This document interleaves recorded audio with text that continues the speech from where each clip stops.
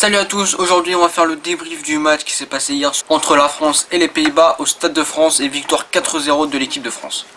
C'était donc un match de qualification à la Coupe du Monde 2018 et la France prend donc 3 points d'avance sur la Suède, on verra le classement tout à l'heure. Alors résumé du match, donc premier but à la 14e minute d'Antoine Griezmann, ensuite il a fallu quand même attendre la 73 minutes pour le deuxième but signé Thomas Lemar, ensuite le doublé de Lemar à la 88e minute et à la 90e plus 1, donc dans le temps additionnel, Kylian Mbappé a marqué le 4e but de l'équipe de France et donc son premier but personnel en équipe de France. Et à noter quand même à la 61e minute que Strootman, le milieu de terrain des Pays-Bas, a pris un carton rouge, donc les Pays-Bas ont joué une demi-heure à 10 contre 11. Et puis rapidement les stats, 60% de possession contre 40 pour l'équipe de France, 15 tirs à 4 pour l'équipe de France, donc 12 cadrés et 0 tir cadré pour les Pays-Bas, et 7 corners pour l'équipe de France contre 3 contre les Pays-Bas. Donc on le voit au stade, l'équipe de France a largement dominé cette rencontre, mais aussi dans le jeu, l'équipe de France a complètement dominé les Pays-Bas. Ensuite, donc je vais dire en un mot ce que je pense du match de l'équipe de France. Donc j'ai trouvé le match de l'équipe de France très positif en vue des prochains matchs, en vue de la Coupe du Monde. Parce que ça a vraiment bien joué, on a eu du spectacle. Bon, alors c'est vrai que il a fallu quand même attendre pour voir le deuxième but, ensuite du coup le troisième, puis le quatrième. Mais l'équipe de France a vraiment très bien joué. Il y a eu beaucoup d'actions, comme d'occasions, on le voit avec 15 tirs du côté de l'équipe de France, et vraiment l'équipe de France était très équilibrée. Après c'est sûr que les Pays-Bas les ont un peu aidés, parce que justement j'ai trouvé aussi le match des Pays-Bas vraiment extrêmement faible, le match des Pays-Bas, et les Pays-Bas vont sûrement pas se qualifier pour la Coupe du Monde 2018, et les Pays-Bas vont vraiment très mal, eux qui avaient terminé, on rappelle, 3e lors de la Coupe du Monde 2014. Ensuite les tops du match. Donc le premier top, c'est le 4-4-2 français, car je pense qu'en fait l'équipe de France doit jouer en 4-4-2, c'est la meilleure solution. Avec Griezmann qui a été très bon, il a même marqué un but. Et je pense que sa meilleure position, c'est de le jouer, l'associer avec un attaquant, et puis un 4-4-2 en fait à la Monaco, avec Lemar sur le côté qui est très bon, et là Coman qui a aussi fait un très bon match. Donc vraiment l'équipe de France ne doit plus jouer en 4-4-2 qu'en 4-2-3-1, mais ça revient un petit peu au même, mais vraiment le 4-4-2 a vraiment été très intéressant. Et l'équipe de France a gagné avec ce 4-4-2. C'est une équipe très offensive, et c'est vrai qu'on n'a pas ça de la part de Didier Deschamps, mais là il était obligé, puisqu'il était obligé d'un résultat. Et j'espère qu'il va continuer avec ce 4-4-2, et on verra s'il continue ça. Enfin, en tout cas moi j'espère qu'il va continuer avec ce 4-4-2, parce qu'il a vraiment été très bon. Ensuite en top du match, j'ai mis N'Golo Kanté, car vraiment à la récupération, c'est justement à l'équipe.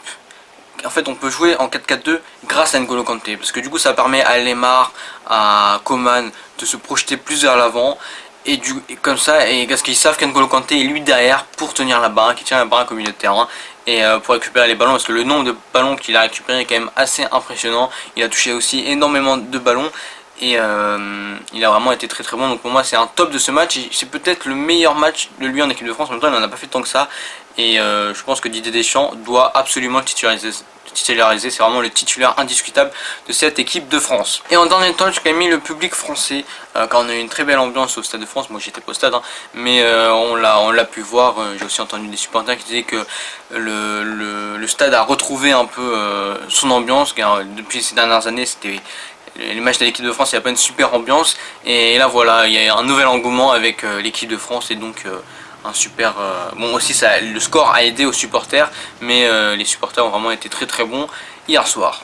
Puis dans les flops de match, j'ai pas vraiment trouvé de flop en équipe de France, puisque finalement même si je pourrais me dire un mot de Kurzawa que je n'aime pas du tout, qui vraiment pas fait grand chose. Il a dû avoir un contre 1 avec Robben. Bon il s'est fait prendre, mais ça on sait que défensivement c'est pas trop ça. Et puis même offensivement j'ai pas le souvenir qu'il ait réussi un centre. Sidibé de son autre côté était très bon, mais voilà, je pense que Mendy lui est titulaire indiscutable à la place de Kurzawa, mais là il était pas en forme, Mendy. Mais sinon voilà, les Pays-Bas, vraiment la défense qui a été vraiment un gros flop, aussi le milieu de terrain, et les attaquants n'ont rien pu faire. En fait l'équipe était vraiment coupée en deux, et voilà, les Pays-Bas vraiment très faibles. Et ensuite je voulais aussi parler de Paul Pogba pour finir, parce que Paul Pogba Pour moi c'est pas un flop, hein, mais c'est pas un top non plus. C'est très loin d'être un top parce qu'en fait je vois pas à quoi vraiment il a servi ce soir face aux Pays, enfin hier soir plutôt face aux Pays-Bas. J'ai pas compris, il a touché quand même pas mal de ballons, mais j'ai pas trop compris son intérêt. Après en même temps c'était face aux Pays-Bas, c'était très faible, mais en fait je comprends toujours pas son poste. Et bon voilà, ça reste quand même une énigme Pogba, mais bon, il est quand même très bon avec Manchester United. Mais voilà, en fait, je saurais pas qualifier son match, comme si j'ai l'impression qu'il était quasiment pas là. Enfin, en tout cas, pour moi, il a servi à rien. Mais bon, après, on verra dans les grands matchs. C'est quand même un grand joueur Pogba, mais j'ai encore des doutes sur lui. Et donc pour finir le classement, donc comme je vous le disais, la France a 3 points d'avance sur la Suède avec 16 points, la Suède 13, la Bulgarie 12 et les Pays-Bas 10. Donc les Pays-Bas, la Bulgarie et la Suède restent en course. Bon, je pense que la France va finir premier, et j'envoie en fait tout simplement la France à la Coupe du Monde. La France, pour moi, je pense qu'elle s'est qualifiée. Bon, on verra avec le match face au Luxembourg, mais de moment ça devrait le faire ce dimanche, et s'ils gagnent face au Luxembourg, c'est sûr qu'ils sont qualifiés. Voilà. Donc voilà, c'est la fin de ce débrief entre la France et les Pays-Bas. On a vu quand même un beau match, on s'est régalé avec quand même 4 buts et de l'espoir, et je pense que voilà, l'année commence très bien, la saison de l'équipe de France commence très bien, et on espère que Didier Deschamps va nous emmener en Coupe du Monde 2018 et va surtout voilà, continuer ce 4-4-2. C'est vraiment ça que j'ai retenu, le 4-4-2 un peu à la Monaco. Et on peut dire aussi merci à Monaco sur ce match parce que Sidibé, Lemar, Mbappé, tout ça c'est made in Monaco. Et voilà, franchement, très beau match de la part de l'équipe de France. Allez, je vous dis à bientôt sur la chaîne. Salut! Put your cups up, get your smoke in, baby, we partying, ain't nobody loking, who you provoking, what you want now, take a look around, it's pimp shit going down, there's a lot of